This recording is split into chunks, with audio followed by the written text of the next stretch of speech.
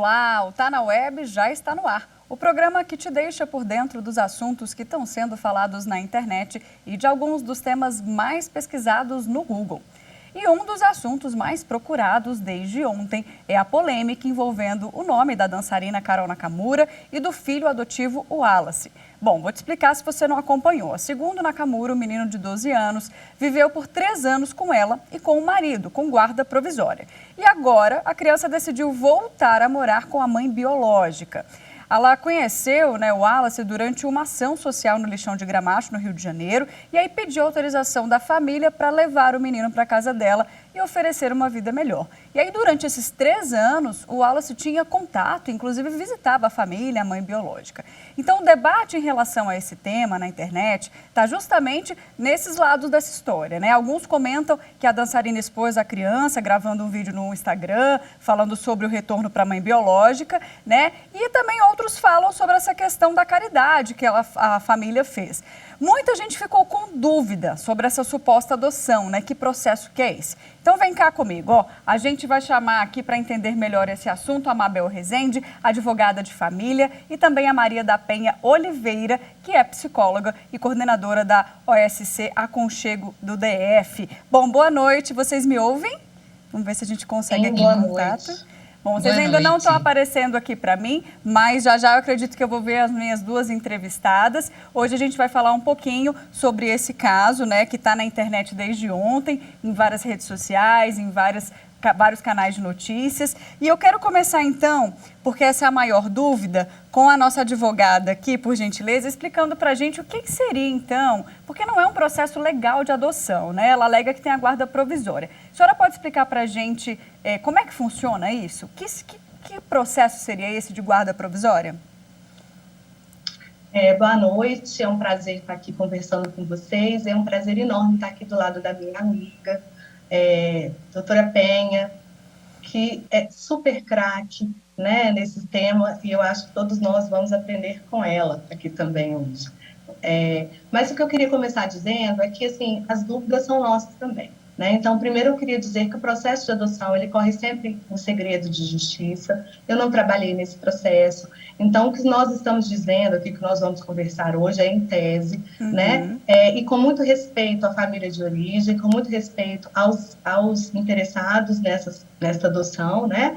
Mas com muito respeito, principalmente a essa criança, esse adolescente, hoje de 12 anos, envolvido, né? Que para a lei é um ser em desenvolvimento, né? E por isso que assim, como sujeito de direitos, né? Que deve ser observado não só pela família, pelo Estado, mas por toda a sociedade, ele tem que ser protegido, né? Inclusive de alguns julgamentos. Então a gente não sabe, não é possível, eu não posso afirmar, infelizmente, qual é o tipo de ação. Se foi uma adoção propriamente dita, e pode haver casos em que a gente tem uma guarda provisória dentro do processo de adoção, ou se é uma guarda, porque pela leitura que a gente fez, né, assim, das matérias, das próprias veiculações nas redes sociais, a gente percebe que ela conheceu essa criança que estava com uma família, que estava aos cuidados da avó, mas não nos fica muito claro se essa família, se essa criança estava passando por um processo de destituição de poder familiar. Sim. Me parece que não.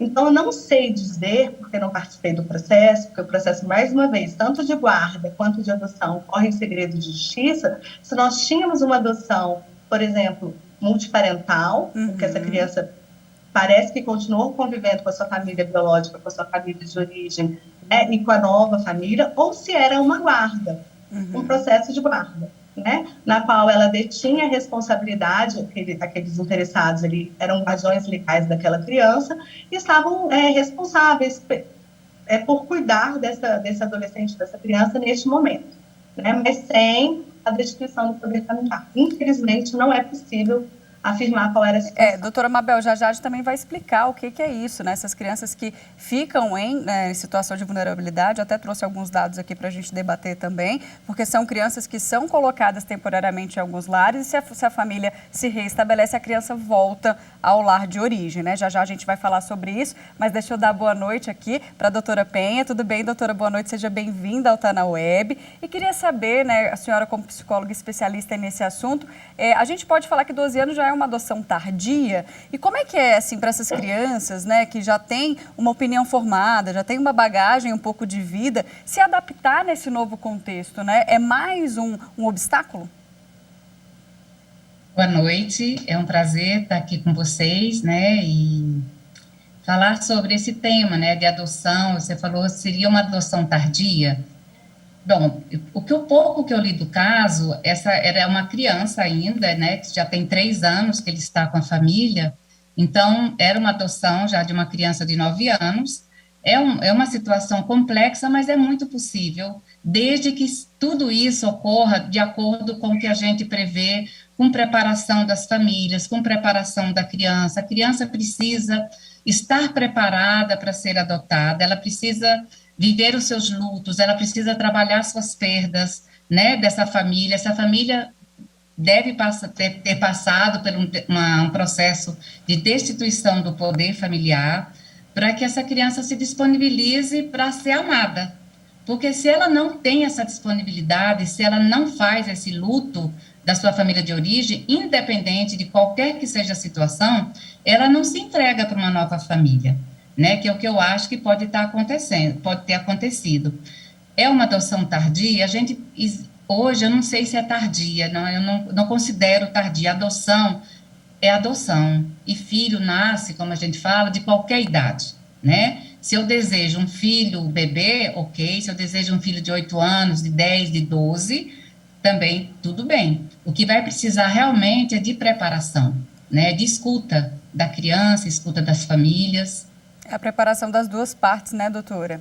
Das duas partes, sempre, né? Agora, Tanto a família de origem, aliás, a família de origem vai, né, se for eu vou estar falando de adoção, quando a criança entra numa situação de acolhimento, né? A Mabel pode falar um pouco mais de outras adoções, né? A gente tem várias possibilidades, né? Vamos explicar. Inclusive, vou aproveitar já esse gancho que a senhora me deu. Doutora Mabel, explica pra gente qual que é o processo hoje natural. Por exemplo, se eu quero adotar uma criança, eu tenho que entrar numa fila, eu passo por um processo seletivo. Quanto tempo dura isso? Sim, você procura a vara da infância da sua cidade, você vai passar por um processo de habilitação, onde você vai juntar uma série de documentos, né, para comprovar a sua realidade e a sua possibilidade de receber uma criança, um adolescente, de uma forma segura e responsável. Né? Você passa pela entrevista de uma equipe técnica que assiste o juiz da vara da infância da sua cidade, né? E para avaliar se você tem condições de adotar, para que essa criança ou esse adolescente seja recebido de uma forma segura, né? Então, tem um processo de habilitação. Depois que você é habilitado, aí que começa, você entra, né, num cadastro, você já está habilitado pela vara da infância da sua cidade, você entra num cadastro, você é inscrito num cadastro, e aí você vai, aí a gente começa a procura, né, por aquela criança, de acordo com o perfil dos interessados, e aí depois a gente dá início, né, ao processo de adoção. Então, a gente tem, sim, a fase do processo de habilitação. A demora depende, né, da sua cidade, mas um processo de habilitação, em tese, não demora muito tempo. O que demora mais é o processo de adoção. A gente tem que ter outros cuidados, né? E é legal a gente falar também, doutora Mabel, que a gente sempre aborda isso nas notícias, né? Que essa conta nunca fecha. Tem sempre mais pais, né, querendo adotar do que crianças a serem adotadas. Mas muita gente se interessa por um perfil específico, uma idade específica, uma cor específica, e isso também acaba atrapalhando, né, essa fila não andar tão continuamente. Por isso que eu acho que a Penha pode falar muito melhor do que eu, mas eu acho que a preparação de quem quer adotar é muito importante. E aí vem a importância dos grupos que apoiam, né, a adoção, porque você vai poder refletir junto a esses grupos com pessoas que estão em situações iguais às suas, que querem adotar, que ainda estão em dúvida, estão se preparando, ou que já estão habilitados, ou pessoas que acabaram de receber aquele filho, né? Então, você vai conhecer pessoas em diversas situações do processo, né? E você vai poder trabalhar o desejo, o filho idealizado e o filho real, que é o filho possível, Sim. né? E aí, muitas vezes, quando você se prepara e tem essa convivência com pessoas que estão na mesma situação que você, muitas vezes você evolui com relação a esse perfil. Você que achava que era fundamental ter um bebê, você começa a perceber quando você convive com outras pessoas, com outras famílias ou com outras pessoas, né? No caso de uma adoção unilateral, enfim, que você pode pegar uma criança de 6 anos, ou um grupo de irmãos, que é possível, que você, né, tem condições, mas isso vem com a preparação. Por isso que eu acho fundamental a participação das pessoas que pensam, né, que querem, que desejam adotar, participar de um grupo de apoio à adoção. Fala um pouco mais sobre essa troca que existe nesses grupos, doutora Penha, para a gente entender melhor, né? Como é que essa família chega, né? Qual que é a expectativa que eles têm nesse primeiro momento de adoção e qual que é a realidade encontrada hoje, né, na adoção do Brasil? Então, eu acho que a primeira coisa que a gente, quando escuta esse tipo de situação, né, de caso que a gente está acompanhando, é que as pessoas tenham clareza de que o melhor jeito de adotar uma criança é participando da adoção legal, é se inscrevendo sim numa vara da infância, é participando né, de todas as ações que a justiça exige, porque na verdade não é nem uma exigência, é uma proteção tanto para a criança quanto para as famílias. Né? Esse caso, por exemplo, a gente não sabe quem estava acompanhando a criança, então eu não posso falar a criança decidiu voltar para a casa dela. Quem acompanhava? Eu sei que se fosse um caso de adoção, segundo os trâmites legais, essa criança teria um acompanhamento, talvez de um grupo de apoio, da própria vara da infância, do Ministério Público, estaria acompanhando e essa criança não passaria por esse lugar de ela escolheu, né? Porque é uma criança, apesar de ser adolescente com 12 anos, nós somos os adultos e a gente pode ajudar essa criança, se for o caso, ou esse adolescente, a olhar melhor para esse lugar de cuidado, né? O que não é o caso. Os grupos de apoio, como disse a Anabel, eles são muito importantes porque eles recebem as famílias ainda no estágio inicial, né, de adoção. Então, o que é adoção, qual é o caminho para fazer essa adoção. Dentro dos grupos de apoio à adoção, eles vão trabalhar as motivações, né, que são muito importantes. Você falou no início aí a questão da caridade, né, que é uma coisa que a gente realmente luta muito para que isso não seja, que uma criança não mereça ser objeto da caridade de ninguém, mas sim que ela seja possível uma filiação. Então, os grupos, eles vão trabalhar a motivação, a idealização desse filho, o luto pelas perdas, tanto do lado da família quanto do lado da criança, porque a família que adota também, ela também tem um processo de perda, de luto para fazer, né? Porque ela talvez não tenha tido seu filho de modo natural, né? Biológico. Sim. E nesses grupos, eles podem, qualquer lugar do Brasil tem um grupo de apoio à adoção. E a vara da infância daquela comarca pode indicar esse grupo e as famílias participarem. Esse é o modo seguro para fazer uma adoção. Ótima explicação, doutora. Agora, antes da gente finalizar, eu quero só trazer um dado que eu acho muito importante, o tempo aqui já está acabando, mas é o seguinte, gente, hoje no Sistema Nacional de Justiça tem quase 27.500 crianças que integram aí processos de destituição do poder familiar. O que acontece, né? Falei que a gente ia explicar um pouquinho mais sobre isso. A destituição, doutora, queria que você explicasse um pouquinho, mas ela é uma medida excepcional quando não há mais, né, o que fazer com aquela criança está em um estado até talvez de perigo, que aquela família ele não consiga proteger aquela criança, né, doutora Mabel? Então, explica para a gente essa modalidade aqui, quando a criança é retirada, então, né, do seio familiar e colocada em um lar temporário, por exemplo. Isso. A destituição do poder familiar é uma medida excepcional. Então, a prioridade é que essa família possa, que o Estado possa dar um suporte, tanto para a família de origem, né, quanto para essa criança, para que ela possa ser reintegrada à família de origem. Isso é o que a lei prioriza, a reintegração.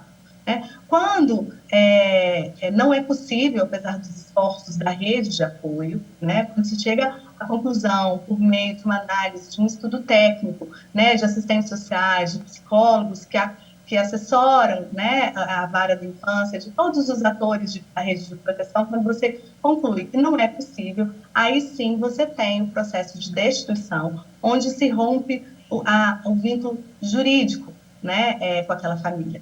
Então, aqueles pais biológicos não têm mais vínculo jurídico com aquela criança, com aquele adolescente, e essa criança ou este adolescente está pronto para ser adotado, né, por uma outra família. Perfeito. Doutora Mabel e doutora Penha, muito obrigada pelas explicações. Eu adorei. Queria ter mais tempo aqui, porque eu estou cheia de dúvida. A gente ali nos bastidores, também, na redação. Né? Pois é. Também. Vamos ver o jeito da gente fazer a segunda parte aí desse programa.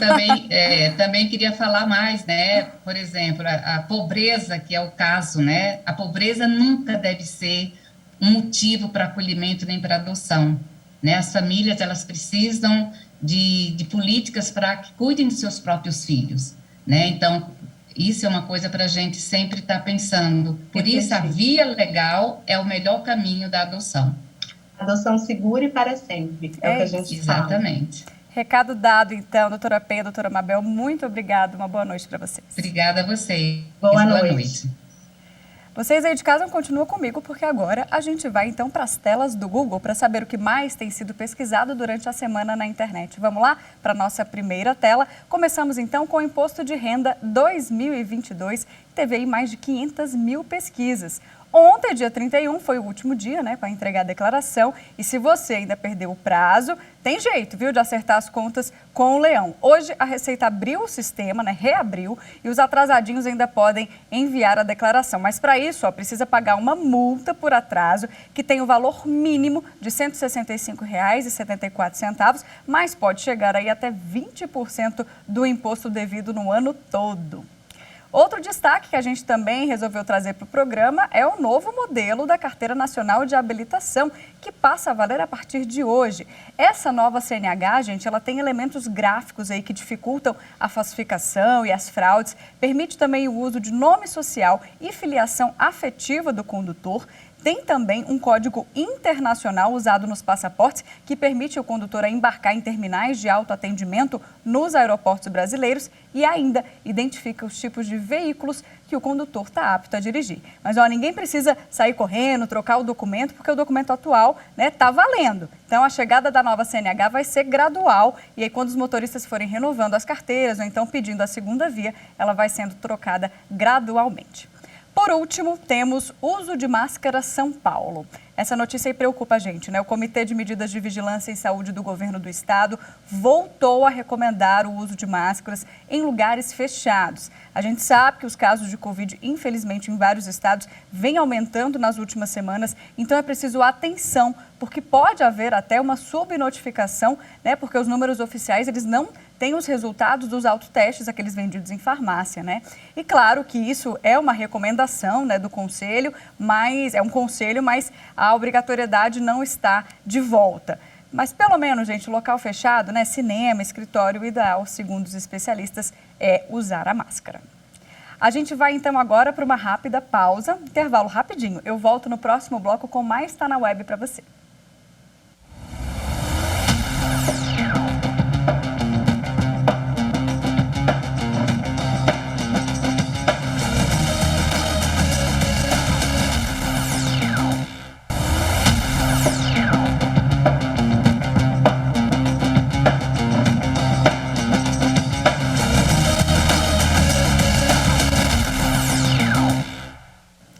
Tá na Web, está de volta e vamos agora então para o segundo bloco falando sobre as fake news dessa semana. Vamos começar, gente, com a notícia falsa que está sendo desmentida aqui na programação da TV Justiça. Vamos assistir?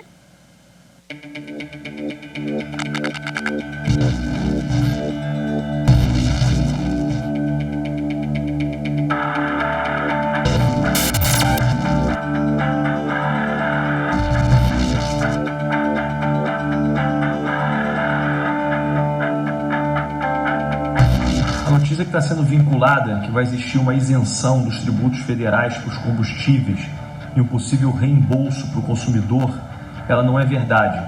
Na verdade, o que acontece hoje é que os tributos federais eles estão zerados para alguns combustíveis, como é o caso do diesel e do GLP, que é o gás de cozinha.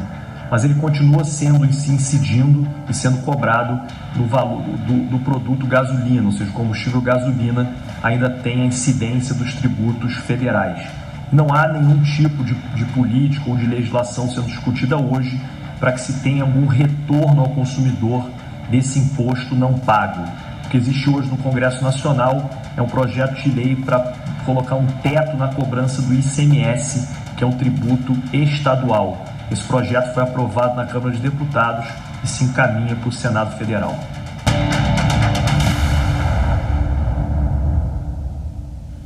E no nosso Instagram, @TVJustiçaOficial, nós temos a editoria semanal #EraFake, onde a gente também fala aí de alguma notícia falsa, né, que circulou pelas redes sociais. Você já está vendo aí na sua tela que nessa semana a gente desmentiu a informação de que a vacina da AstraZeneca contra a Covid causa varíola dos macacos. Cientistas explicam, gente, que a vacina não tem nenhum vírus que cause essa doença. É claro, é falso, mas muita gente compartilhou, né? Mas aí a varíola dos macacos, ela vem rendendo muitas dúvidas na internet. Foi até tema, né, do programa aqui semana passada. Então vamos aqui comigo, ó. Vou chamar para conversar com a gente o doutor Antônio Carlos Bandeira, que é professor de infectologia e membro também da Sociedade Brasileira de Infectologia, que vai falar um pouco mais sobre essa questão. Tudo bom, doutor? Boa noite.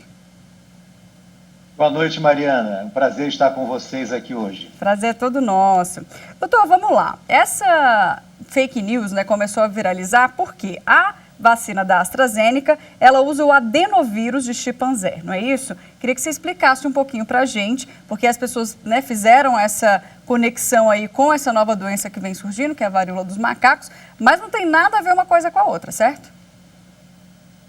Exatamente, Mariana, não tem nada a ver. O que acontece é que a vacina da AstraZeneca e que a mesma plataforma da vacina da Janssen, as duas vacinas têm a mesma plataforma, ou seja, usam o mesmo tipo de vetor viral, eles, na verdade, usam, vamos chamar assim, a casca, né, a casca do adenovírus de chimpanzé, quer dizer, uma parte dessa estrutura para servir como vetor e, na verdade, inserem dentro do material genético exatamente materiais genéticos do Covid-19, do SARS-CoV-2, né, na verdade, do vírus SARS-CoV-2. Com isso, esse protótipo do vírus, do adenovírus, ele tem capacidade somente de estimular exatamente a produção imune, anticorpos e resposta imune celular. Mas ele, inclusive, não tem capacidade replicativa, porque você pega e retira desse adenovírus a capacidade replicativa. Então, ele é, na verdade, um que a gente chama de vetor. Ele serve para levar os materiais genéticos do Covid para que haja uma produção disso através de células que são inicialmente infectadas por esse adenovírus e o organismo monta uma resposta imune, ele não tem capacidade reprodutiva e você aí tem, na verdade, os anticorpos contra a Covid-19. Mas uma coisa não tem nada a ver com outra. Aí, bem explicadinho. O vírus da varíola do macaco, ele é um vírus que circula já há algumas décadas numa região específica do mundo, que é a região central e ocidental em parte da África. E ele é um vírus que causa nessas populações uma espécie de varíola menos intensa do que a varíola humana. Então é completamente diferente. Entendi. Tô, antes da gente estar caminhando aqui para o fim do programa, mas eu queria saber o seguinte, antes do intervalo eu falei sobre a questão do conselho, né, que lá em São Paulo todo mundo está dizendo para voltar a usar máscara, pelo menos em local fechado, muita gente preocupada com esses novos casos, né, de Covid que vem surgindo. A gente precisa se preocupar com alguma nova onda, muita gente ainda não tomou aquela dose de reforço. O senhor na linha de frente aí, o que tem observado? Veja só, Mariana, o que acontece é o seguinte, nós vamos ter claro que a Covid-19 ela não vai desaparecer. Ele vai se tornar um vírus endêmico e está nessa progressão de se tornar cada vez mais um vírus endêmico. Nessa situação, ele vai flutuar. Nós tivemos um grande pico de doença em janeiro, com a Ômicron, né? Vocês da imprensa noticiaram bastante isso e foi muito claro. Isso caiu à medida que muitas pessoas se contaminaram. As vacinas hoje são muito eficazes, eu diria, mais eficazes para o controle das formas graves da doença, né? Mas as vacinas, nesse momento, elas não são completamente eficazes, ou seja, 100% eficazes, por exemplo, em prevenir uma doença leve. O que está acontecendo? Está acontecendo o Covid, nós temos observado um aumento, principalmente em várias regiões do Brasil, porém, em termos de repercussão de gravidade, isso não tem se manifestado, tá certo? Bom, que bom, pelo menos, né? Aquela questão que a gente sempre explicou aqui, né? Desde quando as vacinas surgiram, não é que você não vai pegar, mas você, se Deus quiser, não vai morrer. Então, por isso que tem que insistir na vacina, tem que se cuidar, continuar com todos os cuidados, porque a vacina ajuda, mas a gente ainda pode pegar o vírus, né, doutor? Então, os cuidados a gente tem que manter por algum tempo. Exatamente. Então, é fundamental que a gente continue higienizando as mãos sempre, que levar as mãos à boca, os olhos ou nariz, ou quando for se alimentar. E também eu vejo, assim, em algumas situações, como transportes coletivos, como unidade de saúde, e se houver um aumento novamente, que vai se retornar provavelmente para locais fechados. Mas isso vai ser transitório. No momento que cair, vai abrir de novo. Ou seja, nós não vamos ter aquela situação dramática e cruel do ano de 2020. Isso eu vejo que isso passou, isso vai fazer parte da história. O que nós vamos ter é o seguinte: aqueles negacionistas, aquelas pessoas que continuam a não se vacinar, elas sim vão estar abertas a poder ter uma Covid grave e poderem se internar. Mas como a gente tem hoje mais de 80% na maior parte do país, as pessoas vacinadas e com terceira dose, caminhando para a quarta dose, essas pessoas, elas vão estar protegidas das formas graves. Se tiver uma forma mais leve, paciência, é isso mesmo, a vida é isso. A gente está cheio de vírus fazendo forma leve. Isso não é o fundamental. O importante é a gente não ter as UTIs cheias de novo, como a gente teve em 2020, e a mortalidade grande em pessoas que não se vacinaram. É isso, doutor Antônio, muito obrigada pelas suas explicações aqui. Boa noite para você. Boa noite, um grande abraço, estamos à disposição. Bom, eu vou ficando por aqui então, gente. Não deixe de acompanhar as nossas redes sociais, Instagram, Twitter, YouTube e também Spotify. Eu volto semana que vem com mais assuntos da web para você, viu? Até lá!